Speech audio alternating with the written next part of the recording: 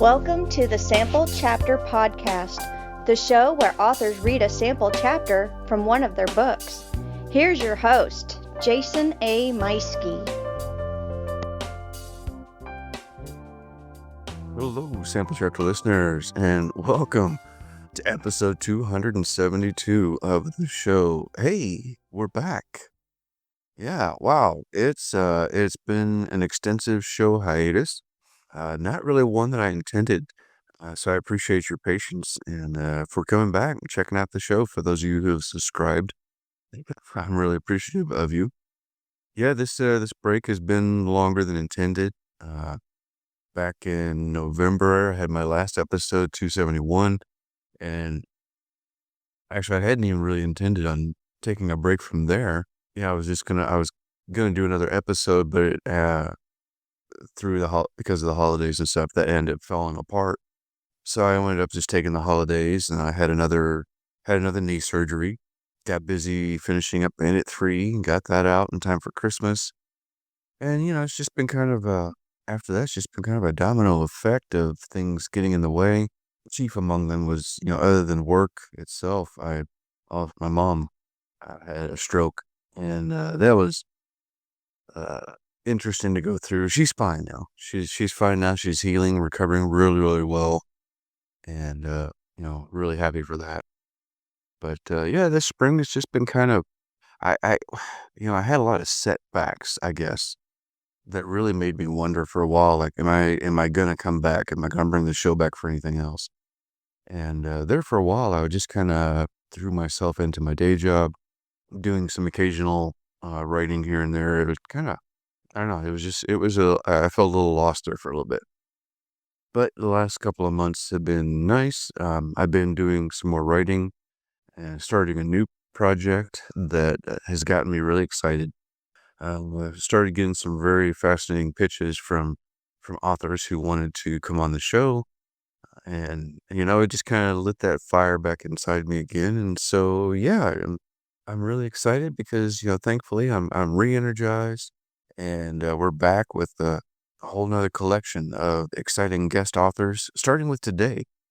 Today we have a debut author, Dwight Morgan Jr., and this is a great conversation.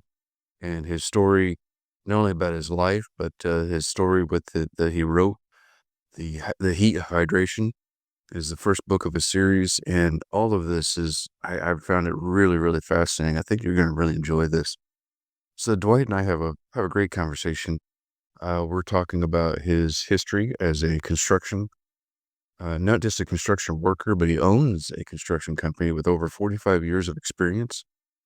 We discuss writing what you know and bringing that into his writing, as the Heat of Hydration has a fascinating hook to the book. And it's all about a new building being made, and terrorists find a way to use those components in the construction to create a bomb.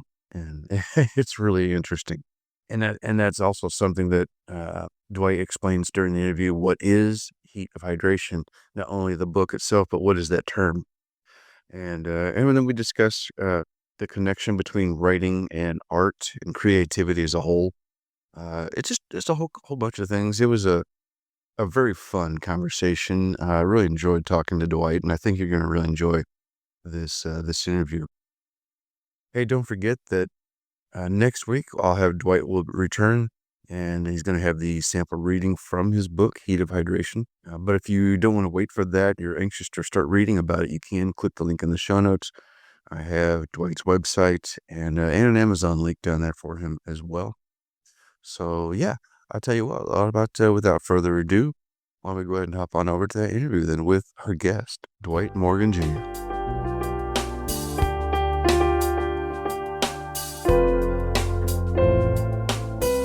Hello, Sample Chapter listeners. Hey, we are back, and I'm so excited about today's guest. We are speaking with Dwight Morgan Jr.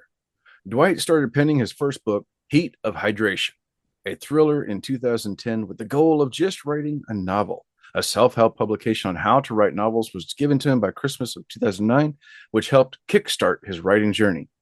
As an avid consumer of thrillers, he knew what elements he liked in that genre and believed he could write one as well. And he set a goal to write 1 page a day.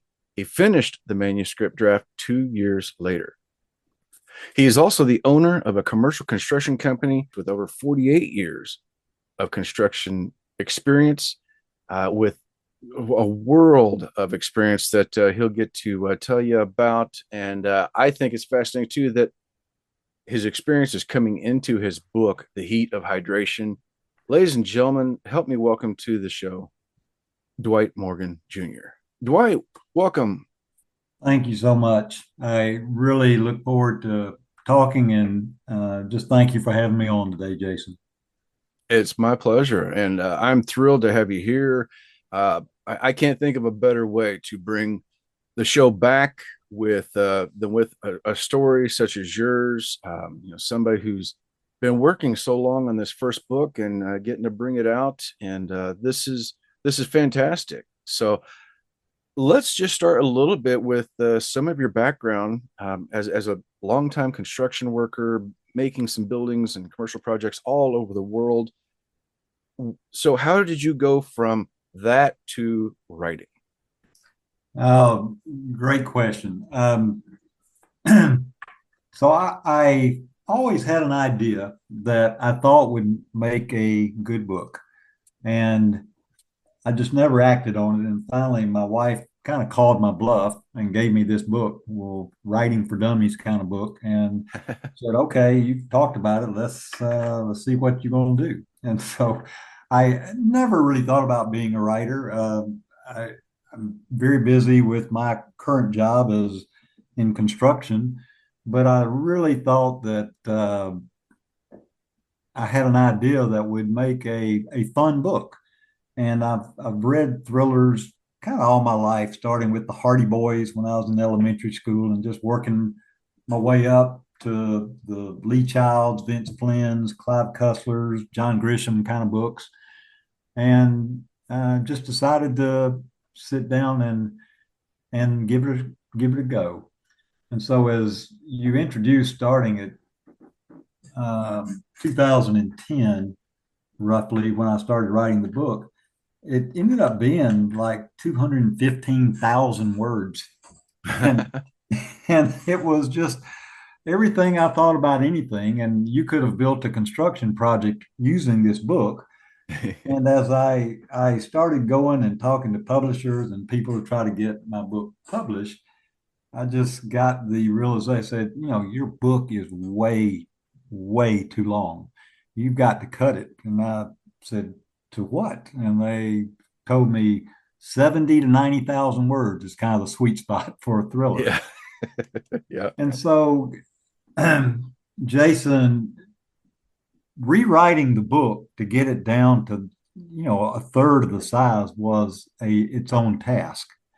Mm-hmm. And I finally did that, and I put my book on the shelf for like 5 years. I got tired of people not responding or saying not interested or not really giving my book a fair shot. I was perplexed with the industry in general, just that in business, you send an email, you expect to get one back kind of thing. And this industry is way different than that. And so it was very frustrating. And I had my own work to do, though, to get it where it was presentable. So I worked hard to get it down to 90,000 words and maintain the thriller part of it that I thought would make the book good. And the term heat of hydration, Jason, is a construction term. And what that is the chemical reaction between two ingredients that make up concrete, and that's water and cement. And when water and cement mix, when concrete is wet, it produces heat, and the heat helps the concrete cure and become hard. And that becomes the genesis of an idea of this terrorist group to see if they could restart the heat of hydration process in a concrete building so it would ultimately blow up and explode and fall apart. Oh, wow. That's fascinating. Wow. Guys, are you aware? Is anything like that come about, or is this just kind of your fiction idea? It is my fiction idea. Ah, beautiful. Yeah.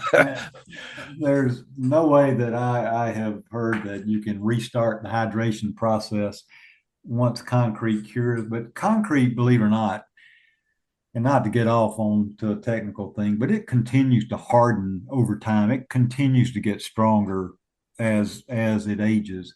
But that was just the genesis of an idea that this group explored, and ultimately they couldn't figure out how to actually make that happen. So they chose another method, but they used normal construction materials and nitromethane to be pumped into tubes that are inside the building to be able to cause this type of explosion. So Oh, it wow. wasn't what actually happened, but that gave them the idea of how to make it happen. And that's Hmm. what my book is kind of revolved around. One of the things when it comes to fiction and writing, what I have found is the best ideas are those that have a grain of truth, like that they Yes. sound believable. And Yes. that's where this lies. It lays in that area. It's like, that sounds like it could really happen. I mean, I had to ask the question, like, wait a minute, is this possible? So I think that's awesome that you touched on that and then ran with it. No, it is funny. And a friend of mine that works for TVA, which is Tennessee Valley Authority, and they're a private, but they're also the advisor to the U.S. government on nuclear related things. Hmm. And a friend of mine knew about my book, and I kind of got it. I kind of made up some other stuff that had to do with TVA's nuclear power plants that they figured out a way to fix cracks in the concrete vessels by this method of restarting the heat of hydration. So that's kind of how I set it up. And my friend said, he talked with a lot of people. He's pretty high up in TVA, and said he told them about my book, and he said they really wanted to see it because they are always interested in how terrorists may use something. And so I sent my book, and I don't know where it ended up, but they were like quite interested if something like that could actually happen, which made me feel like, hey, I've pricked an idea that may actually work in a book. Yeah, yeah. Well, tell them to make sure and start leaving some reviews, and Yep, so that's exactly help it out. right. That's Well, exactly right. well, one of the things I love about this too is you really tapped into, like, literally tapped into the writing what you know aspect. Now, is that something that you were aware of when you were doing it, or is it something you kind of, or have you realized that that's what you were doing? The thing is, I was most comfortable writing about the stuff everyone is, I think. You really can get into the nauseous detail of what you know. And so 215,000 words of building a high-rise building, I knew that it was way too much and it was way too construction centric. So that was what I mainly cut out, unfortunately, was all the stuff that I was really comfortable telling about.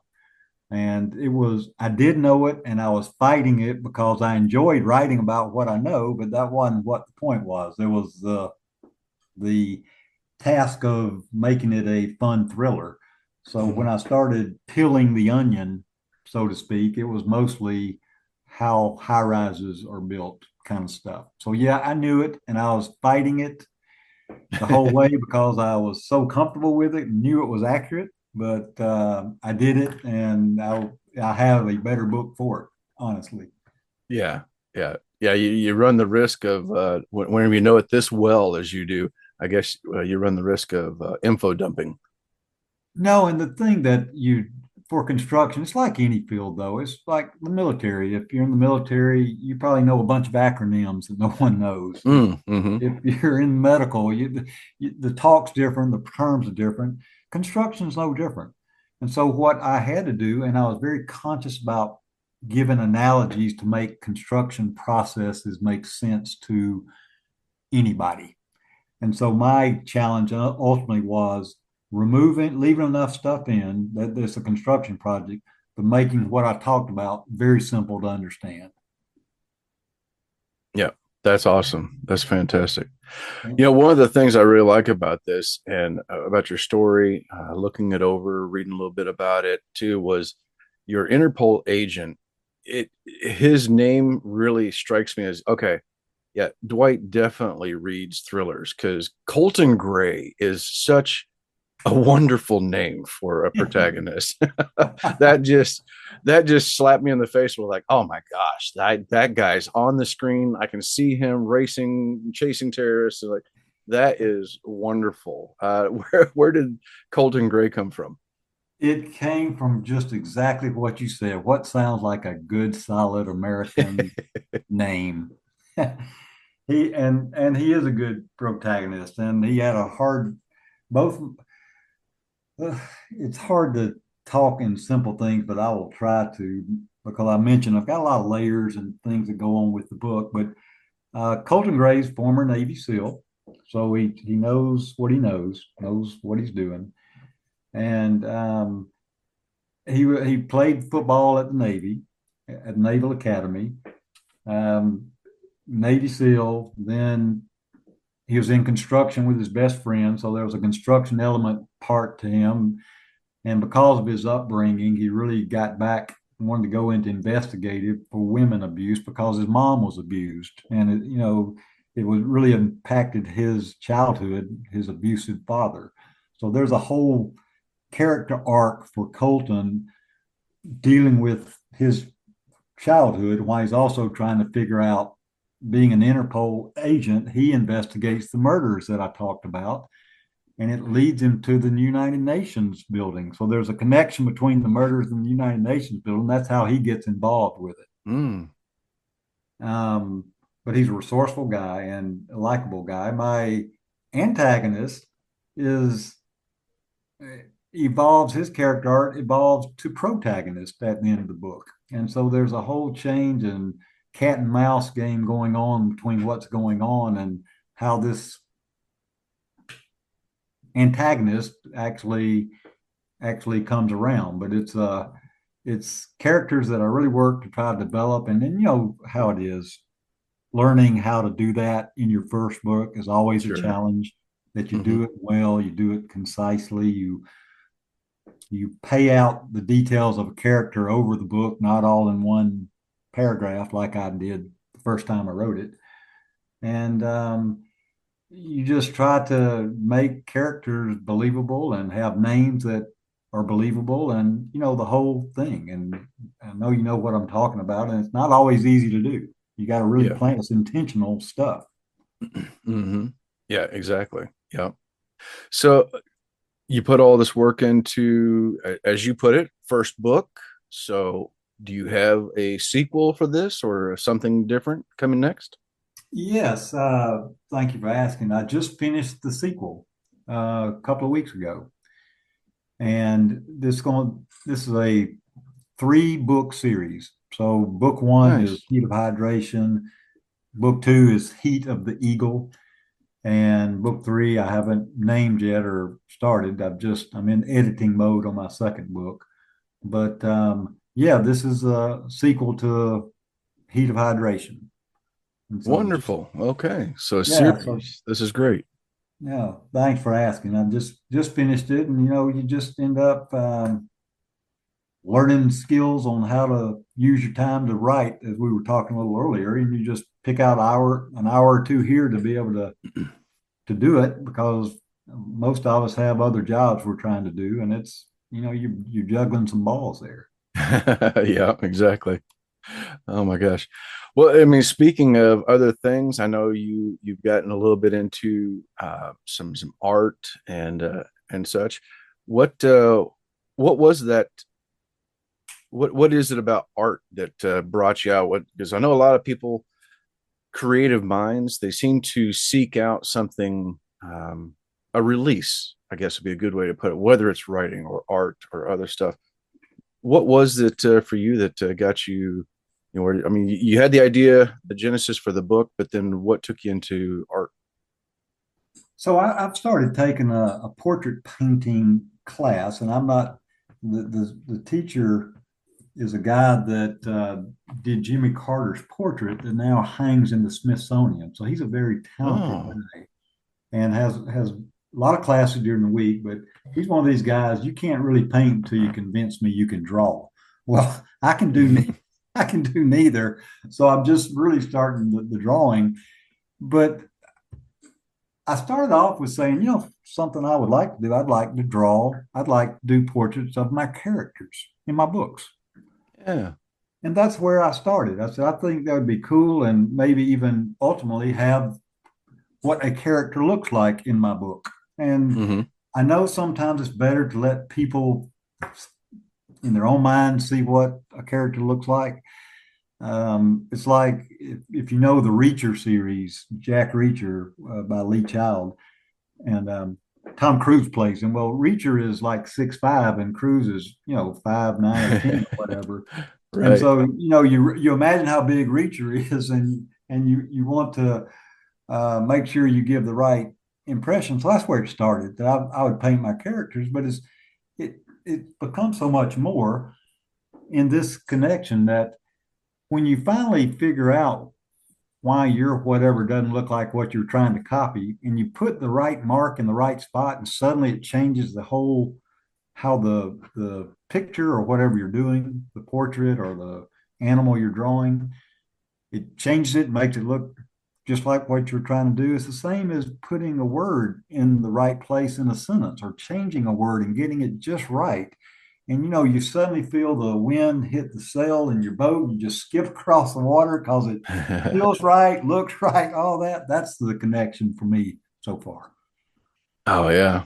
Yeah, Oh, I agree. And it seems I'm not sure how it is for you, but yeah, I mean, it sounds like it's similar to me where it's pardon me, having that additional outlet kind of recharges the batteries for me to yeah. do other things, to get back to writing. The show is another creative outlet for me to where it recharges me. Like we get done talking, and I'm like, oh, I can't wait to go back to my book now, and I know what I want to write, and I'm so energized and ready to go. And the last several months I've had off, I've done some other things, painted some fishing lures, and Yeah. tried a few other things here and there, just to kind of work on some other stuff. And but it's also gotten me ready to go back into the book I'm writing now. And it sounds similar to what you're talking about. So it's, yeah, it Well, puts the wind back in our sails. yeah, I'll tell you this, and you hit on a very, very insightful point, in my opinion, because I'm not a drawer, artist, natural by any respect. This guy can teach how to do it, and I'm learning. But the so relaxing part to me is I am not competing with anybody about anything. So it Mm-hmm. is a true release. I don't expect to be good. I don't think I'm that good. Doesn't matter because it doesn't matter. And that's why it's so enjoyable. And the release part is a huge release because I'm only competing against myself to get better.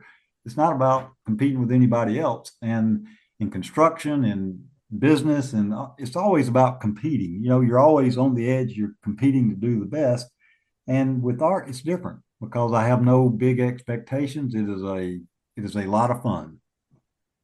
Yeah, I agree. I agree. And I think that's whether it's our art or our writing or anything else, I think it's the challenge of being your best self is Yeah. what it comes down to, and doing what's going to make you happy. And if you can put your best effort into something and do feel like you've actually done your best, that's a satisfaction that nobody can take away from It is. It is. And I begrudgingly admit that I've gotten better at this art you. business, but I'll stay pretty centered that I'm not that good. And but you do improve. You work on something, you improve, and it's fun doing that. But you bring a very good point out that it's a release I wasn't expecting, but it is one. And Mm-hmm.